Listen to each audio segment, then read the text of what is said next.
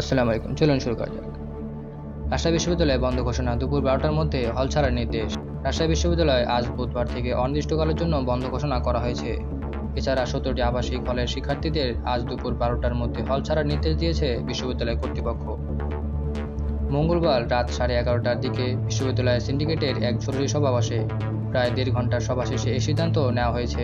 পরে রাত 1টার পরে বিশ্ববিদ্যালয়ের জনসংযোগ দপ্তরের প্রশাসক অধ্যাপক প্রণব কুমার পাণ্ডে স্বাক্ষরিত এক সংবাদ বিজ্ঞপ্তিতে এ তথ্য জানানো হয়। বিজ্ঞপ্তিতে বলা হয়েছে, সরকারের সিদ্ধান্ত মোতাবেক শিক্ষার্থীদের নিরাপত্তার বিষয় বিবেচনায় নিয়ে শিক্ষার্থীদের বিশ্ববিদ্যালয়ের শিক্ষা কার্যক্রম বন্ধ রাখার নির্দেশ দেওয়া হয়। এদিকে রাজশাহী নগরের সব ছাত্রাবাস, ছাত্রীনিবাস, ফ্ল্যাট বাসায় অবস্থানরত শিক্ষার্থীদের আজ দুপুর 12টার মধ্যে আসন ছাড়ার নির্দেশ দিয়েছে রাজশাহী মহানগর মেস মালিক সমিতি। গতকাল রাতে রাজশাহী মহানগর মেস মালিক সমিতির পক্ষ থেকে পাঠানো এক বিজ্ঞপ্তিতে এ তথ্য জানানো হয়।